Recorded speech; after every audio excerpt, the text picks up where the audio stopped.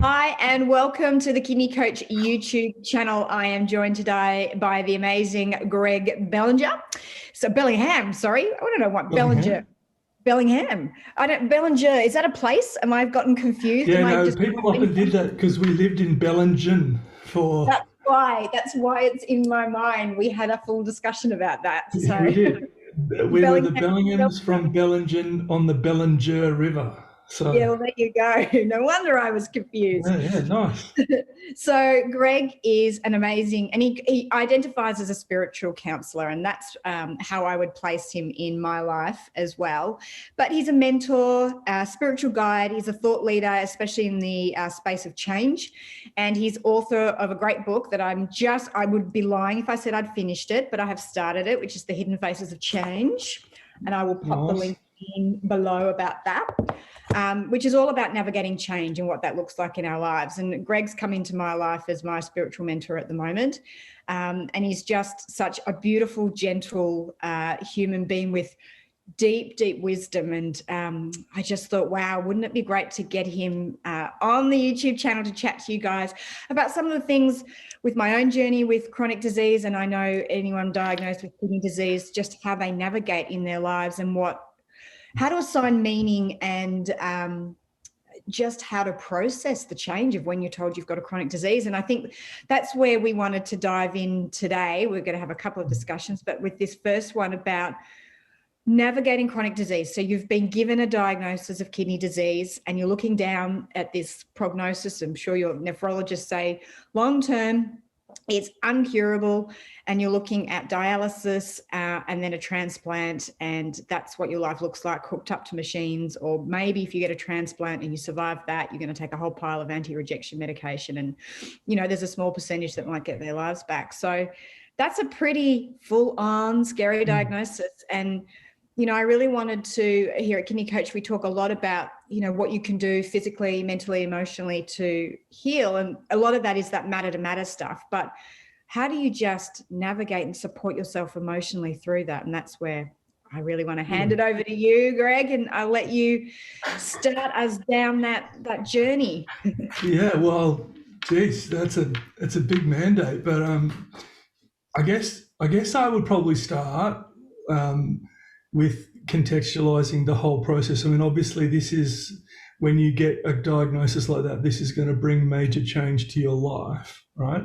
And maybe one of the ways that we could even just begin to talk about that kind of change is to sort of say, well, what the natural response coming out in our modern society, the natural response is that we want to dictate terms, right? A lot of the time in change. And the great mythology in the kind of the change management space for anyone who's ever worked in that industry is that you can lead and manage change. There's this kind of myth out there that you can lead, manage change, and that it is a containable thing. For me, from the get-go, change is something that leads and manages us. So there's almost this process of surrender. Like there has to be this process of surrender, or at least this process of contextualizing what's happening as I'm actually not in control here. So this kind of fawning need we have to be continually in control. This is one of those unique situations that says, hey, no, you're not. No, you're not. And so then you say, well, okay, well, what do I do with that? What do I do with the fact that this is, because it'll come across immediately like this is happening to me, and this is what I would say is it's inevitability of no negotiability. There's some inevitable things that are happening to me, and I don't get to negotiate them, and so that from the get-go seems really disempowering. You know what I mean? Yeah. And just to go back to, you used the word surrender in there. I know a lot of people with chronic disease, and this is something I really had to reframe for myself. They hear surrender as give up. Yeah. And so can you talk to that for us? Because they are very different things, but and it's a very fine line, right, between handing and not being in control to going, well, I want to change my diet and I want to do this and do that. Like talk to me about surrender and where that fine line is between it not being a victim, giving up, all of that sort of stuff. Yeah, I think any time where we paint ourselves as victims, that's problematic because it's problematic because then stuff is being done to us, and so there is no participation in that. And so my concept of surrender isn't about being passive at all. There's no passivity in surrender. My concept of surrender is probably an idea around leaning into what is taking place, being actively present for what is taking place, witnessing what is taking place, and then learning in that moment to say, okay, well, what are the transactions that I need to have in this space in this particular way, given that I'm not dictating terms, given that I'm not in control here. I'm not the empowered person saying it'll be like this and it'll be like this, it'll be like this. And in reality, that's, I use the term mythical, but it's not mythical in the nice kind of empowering myth. It's not the Joseph Campbell myth. This is kind of part of the deconstruct of a world that is all about our self-actualization and all about saying, that if you adopt a mentality, you can be in control. I think there's sort of changes that you can't be in control of, but you can be present for them. You can lean into them. And at that point, you're not treating them as, it's definitely not external to you, but you're more moving with what is happening. You're more aware of what is happening and flowing with what is happening. So you're jumping in the river and going with it, as opposed to kind of, trying to be that beaver that's, I'm going to dam the walls. This is not going to get past me. I am going to overcome this. Inevitably, that kind of violent approach, it seldom achieves much success anyway, because with it, there's so much stress, there's so much disillusionment, there's so much pain, there's so much anger, there's so much resentment, there's all these kind of residual secondary things. And so you go, I'm dealing with the secondary stuff and I'm not even present for the disease. I think, Does that make sense? It does. There's a couple of things I'd love you to clarify in that. And I love the being present for the disease. And maybe I'll start with that, because I guess it's that there's this huge illusion in the personal development world of where you put your attention, energy flow. So if you've got your attention on the disease, are you contributing to it? And there's that whole, and I don't know what your thoughts are on this, but I'm quite anti that. I believe that we create our reality, but I believe we're co-creators. And I think there's a dangerous thing of where we say we create our reality, therefore it's your fault you have a disease. And I know a lot of people with chronic disease blame themselves. And that's that very personal development movement and how we do that. And so being present to the disease without feeling like you're taking the blame of it or then being a victim, how do you define that? And what are some of the tips that you could give people listening to how you actually just become present to having a disease? Because so many people want to push that away, right? Yeah, sure. Like, I guess I guess in my life, I've been blessed. I've never had a chronic disease, but or relatively trivial ones, like I'm gluten intolerant, and I'm bald. Not that that's a disease, right? But But you had some big life experience. I'm not even sure what that is as a sentence. So I learnt this a while ago when I used to have to work with people who were dying of cancer or who had a cancer diagnosis. And I remember there was one lady, I was living in a very small country. I was living in Bellingham, and there was a lady that I became very close to. And I talk about her in the book. And Audrey was a lovely, lovely lady. She was an elder lady. She got a terminal diagnosis. And by the time I met her, she had already decided that she wasn't going to pursue any kind of remedy, because it was like stage 4 or category 4 or whatever it was, and then she knew that it was game over, and she had that kind of witness in herself, like this is going to win, right? And so I talk about this as inevitability, right? Now, what I then went on a journey with Audrey was like a 4-month journey as she moved closer and closer to the end of her life as in this incarnation, in this season. And it was an incredible adventure, right? Like she lent into it as though this wasn't something strange that had befallen her, but this was going to be part of her journey. Do you know what I mean? And it was just a profoundly moving time of my life. And I still to this day would say that Audrey is my spiritual mother. Simply because I guess what I observed with her was just an embrace of the process, a moving with it, an awareness that she wasn't in control, an awareness that that this thing was going to overtake her ultimately. You know what I mean?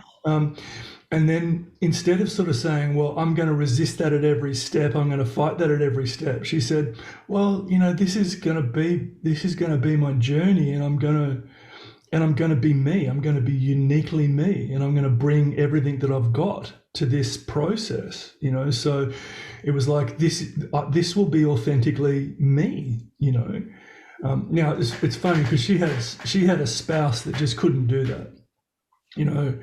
He was passionate about her healing, and the great tragedy of that was I watched a man for 4 months deny every inevitability under the sun, and he couldn't be present for her in those 4 months. Like he just wouldn't show up. He would, gather people around to pray, search for remedies online, search for medications, import stuff from overseas, grasp here, grasp there, grasp here, grasp there.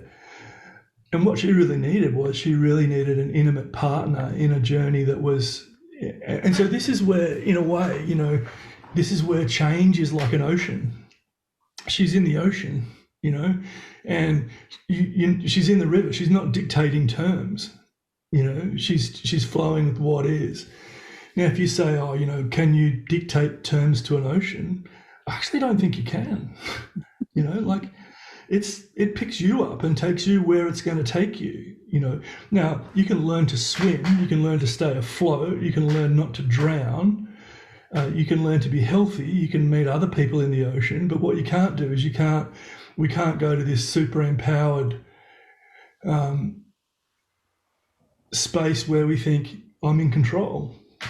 That's just an unhealthy space for me. Now, I know there's a lot of self-help people out there that say, no, you are in control. You can, the whole, you can, set your intent, and your intent will attract the energy. Yeah, of course, to an extent, but also let's not overplay that as well. Yeah.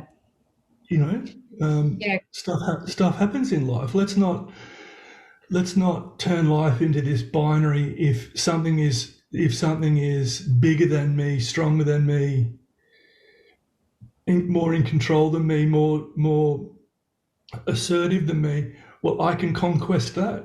Yeah, but you're going to turn your life into a bloody war zone.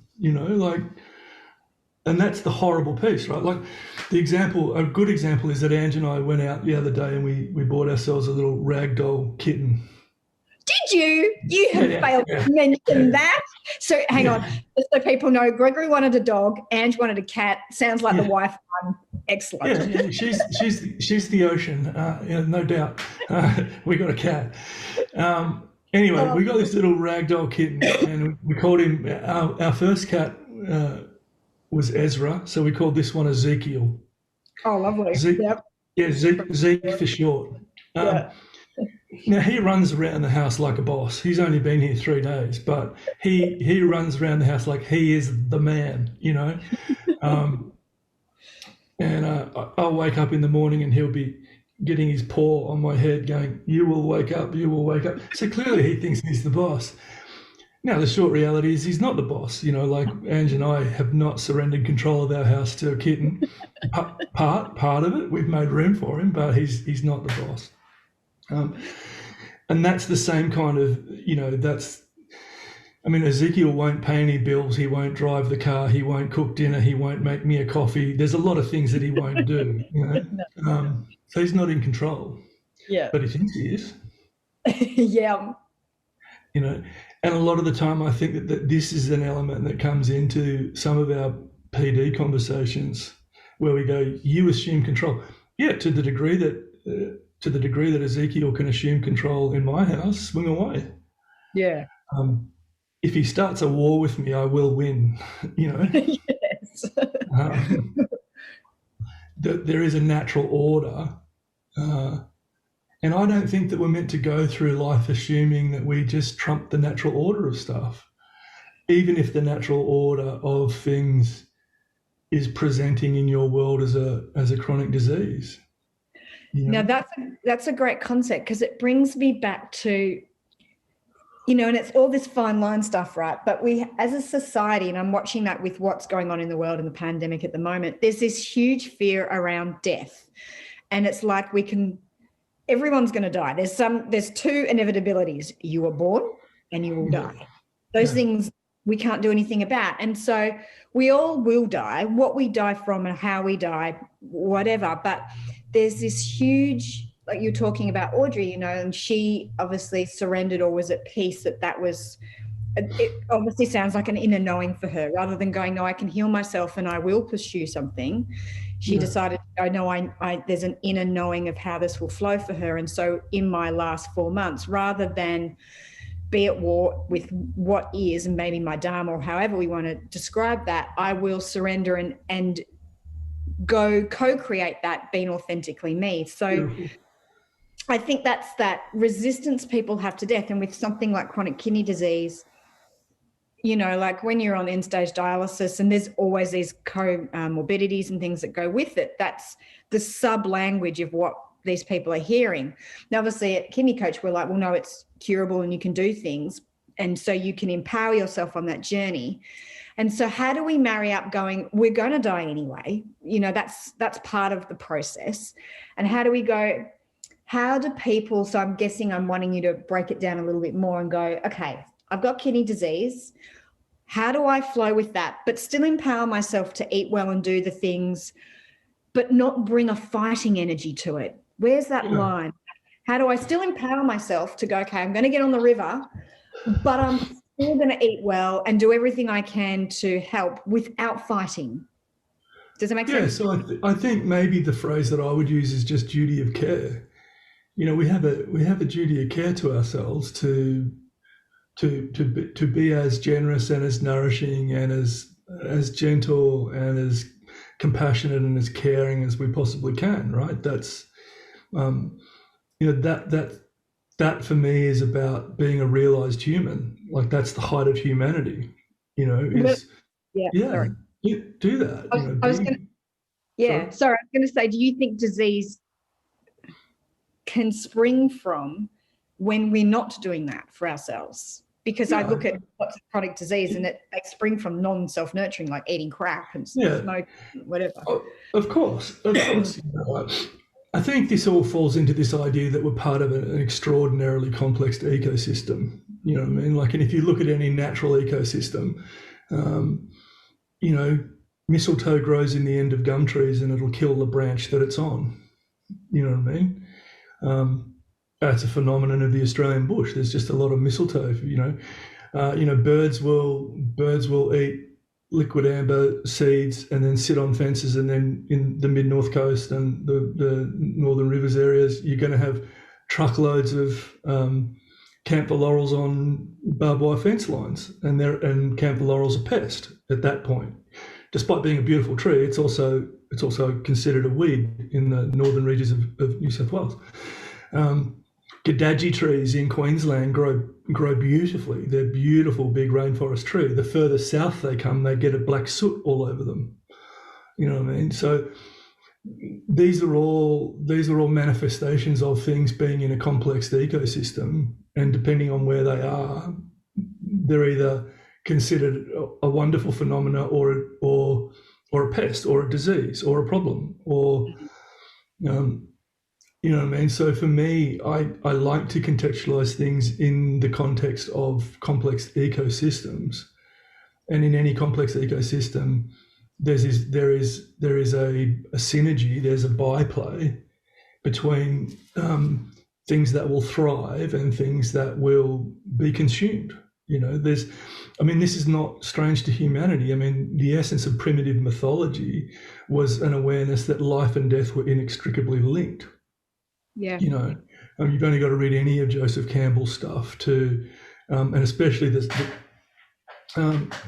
Masks of God on primitive mythology, and he talks about the fact that primitive humans just got that connection. They got the connection that somehow one of the great mysteries of life was that it sprang out of death. Rob Bell articulates it beautifully. You pick a tomato off a tree, off a vine, and from the moment you've separated it from the vine, it's dying. If you eat it, it will nourish you. You know what I mean? Almost everything that we consume springs out of death. If you eat, like any meat that we eat, Char Grilled Charlie's chicken, a little chook had to die. You know what I mean? Like, so this, and we live such sanitized lives. We just don't see that very real connection between this will die in order to provide you life, right? Now, this is all getting this may, for someone with a chronic disease, that you might be going, look, stop being so esoteric. I've got some real issues here. Not trying to be so much esoteric as to just say this byplay in any ecosystem. There's going to be this byplay between things that are thriving and things that are declining. And if you look at the natural life cycle, that's the natural life cycle. We have a summer, an autumn. A summer, autumn, winter, spring. You know what I mean? It goes in that cycle. You know what I mean? It's a cycle of emergence, flourishing, decaying, dying. Emergence, flourishing, decaying, dying. Like it actually just flows in that. That's embedded, and humans have kind of understood that until we get to, say, modernity, where we have this extraordinary confidence that we can just solve cure every disease, solve every problem, that within the cognition of humans is this capacity to be massively in control. No, I don't subscribe to that, Yeah. And one of the reasons I don't subscribe to that mentality is because of the sheer degree of just the violence that you need to bring into your life to be constantly in a quest to make sure that everything's fitting into my paradigm. I don't really think that's a great way to be in an ecosystem. Yeah, because it's not an ecosystem, is it? It's just an individual system. It's a monoculture. Yes. It's a monosystem. Yeah, sorry, keep going. I was going to say it's very weird. Does it surprise us that so many in the PD world present as just stone cold narcissists? Whereas everything doesn't fit into my way of being, then clearly the other person is wrong. So narcissism seems to be the drug of many people that want to control their world and carve out a very singular space. And I think one of the things about a chronic disease is it's not going to let you do that. No, I think that's part of its purpose, right? Well, yeah, part of its purpose, or it's part of the reality of having it, right? It's going to ask you to be bigger than that person that needs everything to go their way. And that's, doesn't life ask us to do that anyway? Doesn't life kind of ask us to get to that point? It does, but it's that thing that we go, okay, I've got a chronic disease, and we use such a black and white binary 3D way of looking at disease, good, bad, up, down, left, right. And so you've got a disease, that's bad. You can go on dialysis, that's good, but your heart's failing, that's bad. But we can give you blood pressure medication, that's good. And I think people get stuck in that. And there's that, like you say, that flowing with the ocean, that people are paddling uphill or, against the current and against the tide. And I know I did that a long time with MS. It's exhausting. Yeah, just sure. Been in that. So sure. Given all the context that you've given, what are some practical tips, or what are things that people can contemplate or do to go, okay, I've got kidney disease, and sure, there's the duty of self-care about eating well and eating alkaline diets and, all of that sort of stuff. But how do you, or what tips would you give people to go, okay, I want to do that, but I don't want to fight. And how do I surrender into the flow? Yeah, cool. But I still do the self-care stuff. Like, what does that actually look like on a practical level? Yeah, so I think the first thing was what we just said a minute ago, is the generosity piece. Like, let's be as generous and let's exercise any duty of care that we possibly can, right? Mm-hmm. So eat well, look after yourself, seek appropriate, medical support, advice, whatever it is is going to get you, mm-hmm. Give you the best possible outcome, right? And exercise the best possible duty of care over your own personhood. That's essential. The funny thing about witnessing, say, for example, pain, is that it's actually not about a repudiation or a rejection of pain. That's the whole thing. We're not saying become passive. What we're saying is just lean into that pain. I'm in extreme pain. I'm really upset. Cool. Then be in that place. So this is not flow with it and let it go in some kind of false nirvana. This is like, no, and I probably would know more in the domain of depression, where if you pretend that you're not depressed, it gets infinitely worse. Yeah. But if you lean into the depression and go, I'm depressed, I just need to front up and I need to be depressed. I need to own the fact that I'm feeling this particular way. And I need to have certain people that I go to. I need to have self-awareness. I need to have generosity to myself in this space. No point kind of pushing myself when I'm in that space to try and be something that I'm not. So this idea of being present or going with the flow is actually about leaning into it. I'm on a dialysis machine. This sucks. Yeah, it does. And you're meant to feel like it sucks. That's okay. You're not bad for feeling like it sucks.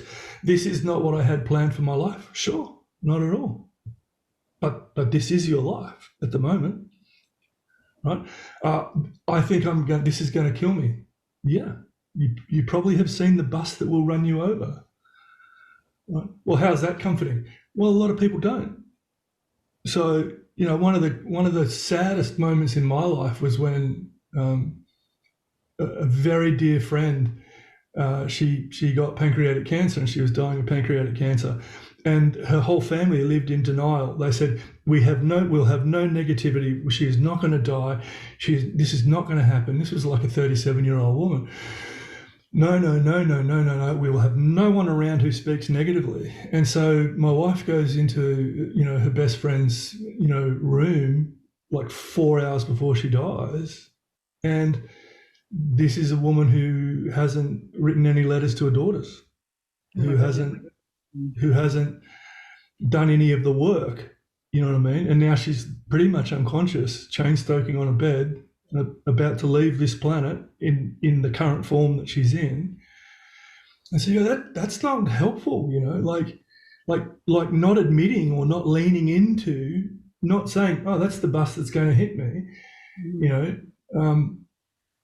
when it so self-evidently was, just led to untold. It actually led to years of having to do work with people after that, because they'd so resisted that eventuality that when it did happen, everyone was like, the whole world was discombobulated. We can't trust anything now. Yeah. This world is a dangerous place and it's full of pain and disillusionment. Now you juxtapose that death to the death of, say, Audrey.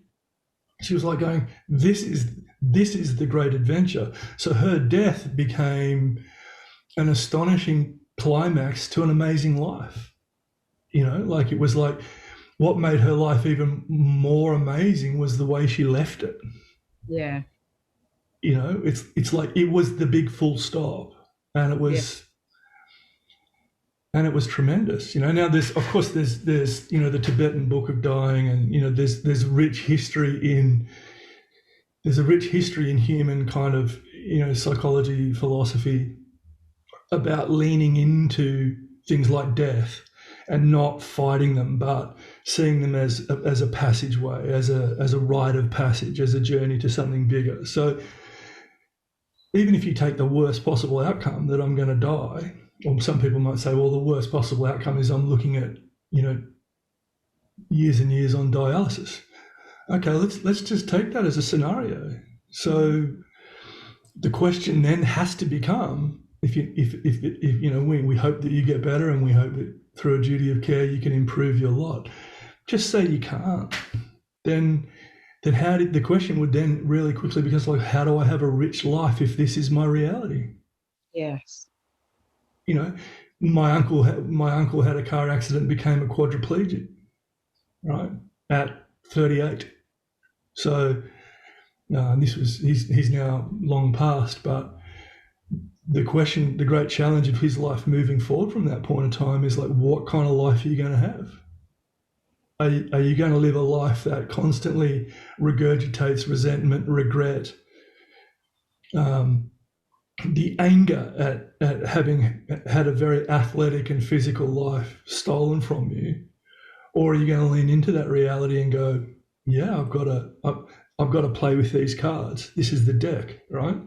Yeah. And I think at that point, that's the thing that's going to determine the quality of your life. Not a constant resistance, not a constant fight, not a constant resentment. I just don't think that works. No, and it feels far less like the violent, I go back to that, that process is far less violent than I'm a quadriplegic. I don't want to be a quadriplegic. How do I not be a quadriplegic? But, it is, like you say, it is far less violent to the soul and to the self, and far more, I've always got that saying, life eats death, which you'd mentioned, and that is the natural flow. And I just feel like you say, the leaning into disease and an acceptance, which is very different to a giving in kind of thing. It's an acceptance of what is, which is, Yeah, beautifully said. And that's what I mean about that movement away from passivity. There's no passiveness here. It's not passively letting stuff happen to you. It is actively engaging it, going, this is happening to me, and I'm going to front up. I'm going to turn up. Now, you can do that in any context in life. You do that in a relationship. You're either going to front up to your relationships or you're not. You're going to front up to your responsibilities or you're not. You're going to front up to whatever domain it is, So it sounds so trivial, but and please forgive me, because I know we're talking about people that have got much more serious problems than a bloody kitten. But I was about a day into owning this kitten when I thought, oh, this is going to ask more of me than what I thought. You know what I mean? Like, now I know that that's totally trivial, right? But it goes to the moment by moment transactions that we have. Of either I'm going to step forward into this or I'm going to pull back from this. They're the two kind of human, and that's not being binary. That's just we either step into what is or we step away from. And if we step away from, then we try to create some kind of fallacious defense mechanism. And whatever we create to defend ourselves, not within the context of a duty of care, but these protective layers, they end up hurting us more. We end up becoming more diminished. We end up becoming less authentic. We end up becoming less present, less robust people. Mm-hmm. And so, I think stepping forward into what is always a more compelling way to roll, Yeah.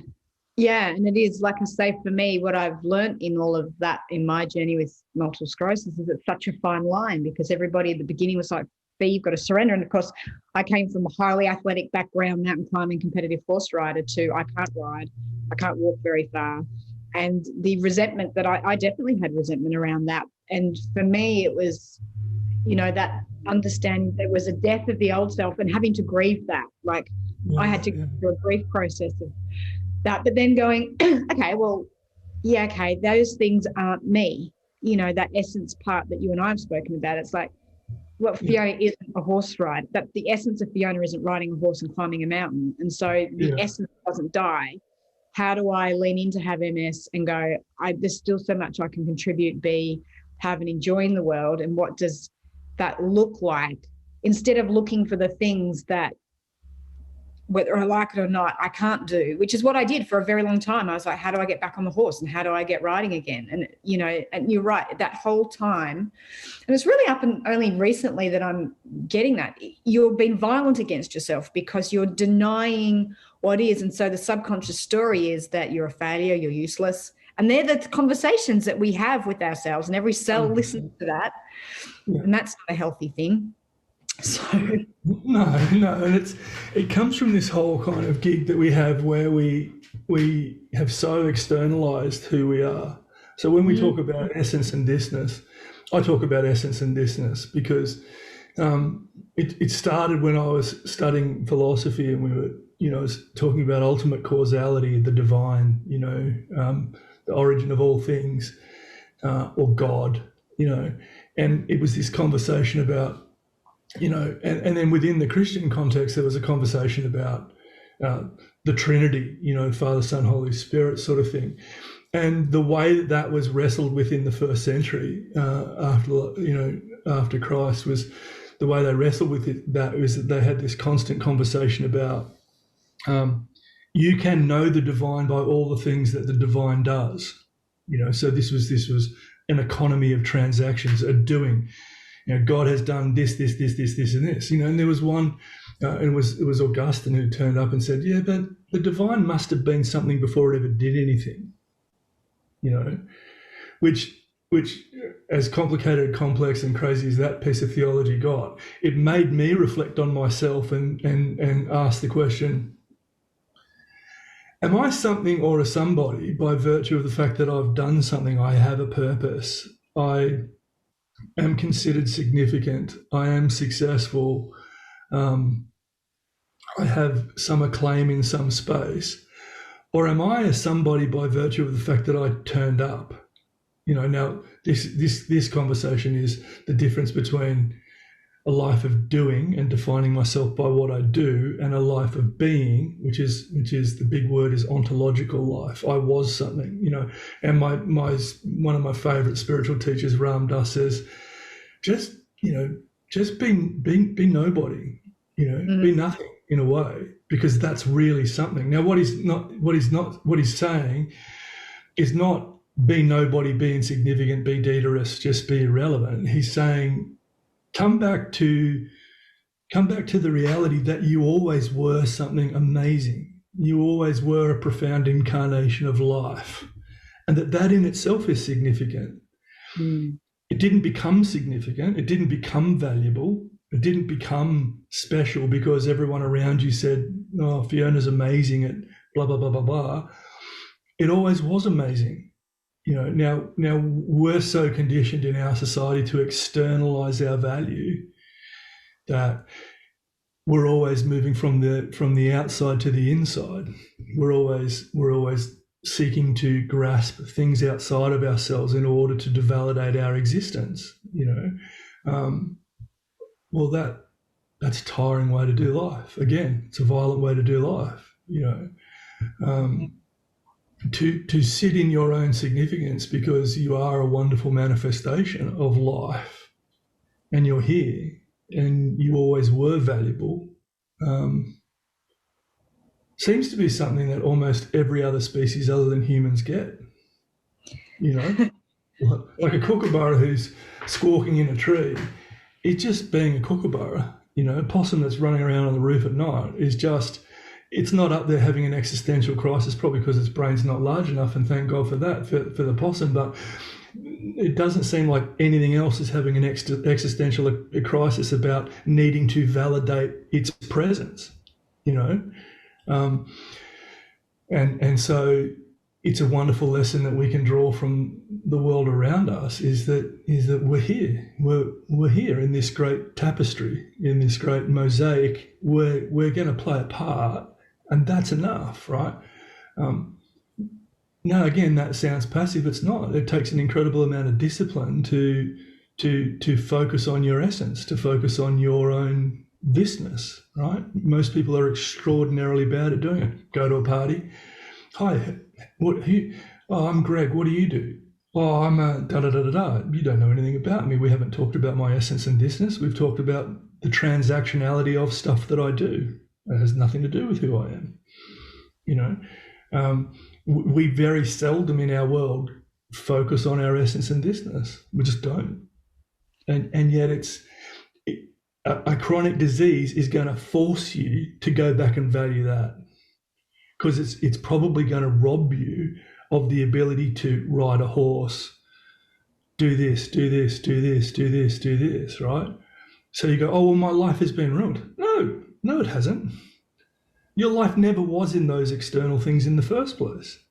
The fact that you outsourced your value and your well-being and your fullness to those things was actually a great detriment to human life. It was a great misunderstanding of your own unique, non-earned value. You were important in this ecosystem because you fronted up. Every parent that's ever had a child feels like that about their kid. My kids did nothing for the first 3 years of their life, and even into their 20s. Sometimes I wonder, no, they're wonderful, but the early part of parenting is a one-way street. And why do you do that? Because they're incredible, and maybe other people don't feel like that, but I felt like that, It's like that with the best of things. And I just think that that's the place you have to come back to. Yeah, I think I don't really want to say much more on that. I don't want to, it's just that was so beautiful. And I think that really just sums it up, because I think that's what happens in chronic disease is people's external materialistic value of themselves is shattered. And then there's well, if I become doing and I heal myself, I translate all of that into that. And so it's this beautiful dance of going, I will self-care, but I'm not giving my thisness and everything into a new identity of the amazing person that overcame MS or kidney disease. It's about, I have it, I've lent into it, and yes, I'm self-caring, but I'm not in this violence or opposition, and I'm enough just as I am, even with a chronic disease. That doesn't 100%. change who I am. And I think for this that's where I want to leave that. That's the point I really, if you get that one point, which you just so eloquently said, is you're enough and you're perfect as you are, even with a disease. And if that's all you get from this, I'm happy. Yeah, me too. That's a good point to sit on. Yeah. So thank you. I really appreciate you being you, and just the essence that you and the tapestry that you play in this world. I think you might be a magenta with a couple of nice fluorescent greens through there. Cool. And thank you. Like I say, I really appreciate it. If anyone is interested in reading Greg's book, I will put the link in below where you can get that from. I think it's a really good read, because it's a really nice marry between practicality of navigating massive change in your life and spirituality in a really soft, isness connected way. And so from the bits that I've read so far, I thought that was just you've got that line just beautifully. Nice. So thank you. Remember, if you like this video, give us a thumbs up, a hit like, and if you've got any comments or questions, I'm in contact with Greg all the time. Feel free to chuck them in below if you want me to ask him anything, or you can also reach him on his website that I will put the links in below as well. So hit subscribe, give us a like, and we will see you next time. Be well, stay well, and thank you for being part of our community. Thanks, Greg. Bye. Bye.